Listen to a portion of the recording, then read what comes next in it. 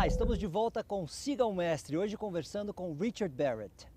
Richard, we have just talked about the new era, and then you told me that this new era is the era of sharing. What exactly does it mean? Well, in the past decades, we've all been learning to find freedom and independence. You know, democracy is built up all over the world, and democracy is about freedom. But it's about sharing too, because democracy is built on shared values. Not shared beliefs, shared values. What is the difference? Beliefs are assumptions we hold to be true, but they may not be true. Values is the basis for decision making in a democracy. So we can now stop talking about beliefs and say, well, what is it that you really value in your heart? Now we move beyond beliefs.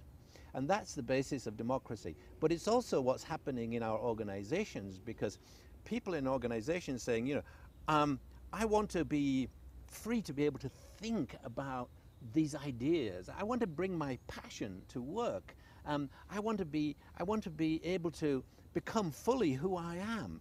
Confusing, Richard.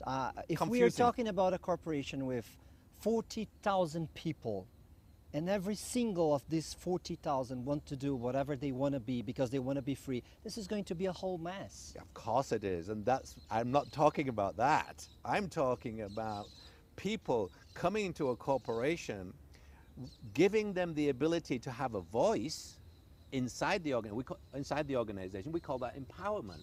People have a voice, but there is an overall vision for the organization and a sense of mission. What are we doing? And we all sign up for that. So we have a voice in moving forward with our intention to meet the vision and mission of the organization. So actually we become very, very focused. So first of all, be aware of the mission of the company you want to work for. Absolutely. That's the first step. Yeah. What is the mission of this company? And what are their values? I invite young people these days when they go to interviews, say, okay, so you may want to employ me, but I'd like to know what your values are. What do you stand for? The interviewer asks the interviewer. No, yes. The interviewer asks the interviewer. I was just in Moscow teaching some students there, and I said, you're all leaving next year. When you go to the company and you're interviewed, make sure you find a company that matches your values. Because if you don't, you're going to be unhappy. And if you're unhappy, you'll not be able to give the gift of who you are. And so you're just going to show up every day, and it's going to be a waste of time for you, and you're going to look for another job. You want to find a company where you can bring your personal values to work, and you don't have to park them in the car park. So it makes you feel good. You see, cultural capital, the culture of an organization, is the new frontier of competitive advantage.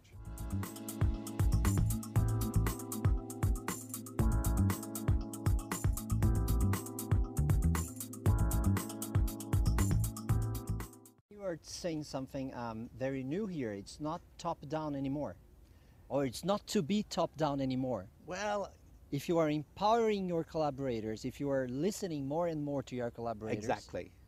Exactly. And in fact, because you see, you've got this immense pool of talent, and they've all got ideas. And if you listen, you'll get some amazing ideas. So it isn't to say that the leadership hasn't to set the direction. Yes, they have to set the direction. But now they've got more voices to listen to say, oh, wow, that was a good idea. I didn't even think about that. So they're inviting the voices of the people into the organization and getting more and more ideas. That's the basis of having a company with diversity, for example. When there's more diversity, there are more different... Yeah, there's more creativity.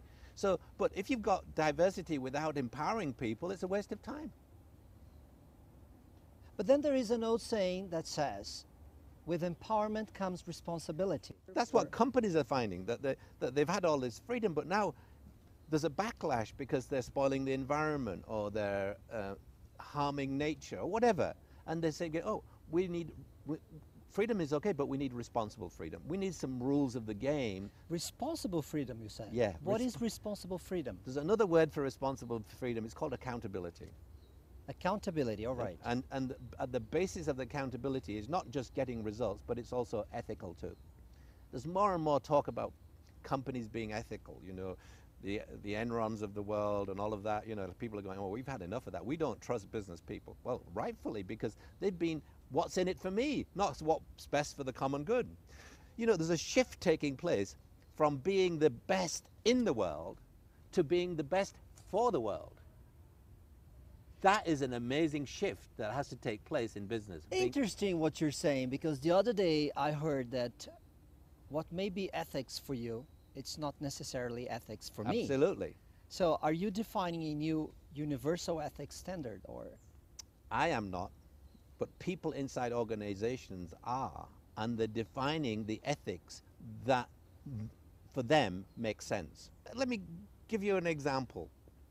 You know, your body is made up of trillions of cells. Okay. Each one of those cells is a viable, independent cell. If you cut yourself, it knows what to do. It heals. Do you tell your body to heal? No, you don't. No. So all of these cells are viable, independent entities. So, and they've bonded together to form group structures, which we call organs. And these organs know what to do. Do you tell your stomach to digest? No. Or your lungs to breathe? No, they won't. They know what to do. Now, let's say, for example, so all of these organs have now learned how to cooperate with each other to form a higher order entity, which is you, Carlos, and me, Richard. Okay? So it's the same in business. Viable independent entities are the employees. They bond together to form group structures, which may be different departments, and those group structures learn how to cooperate to form this higher order entity with a unique vision and shared values. Now, when some of these entities, let's say the different departments, start fighting each other, there is internal competition, the organization can't be successful, because it's like your body. It's a very good example. My stomach doesn't go on a strike, for example. Not only does your stomach go on strike, but it does not compete with your lungs. Very good. My stomach does not compete with my lungs. They work together. They cooperate. See, the body is the perfect example of the evolution of consciousness from cells into group structures called organs, and those organs are now cooperating.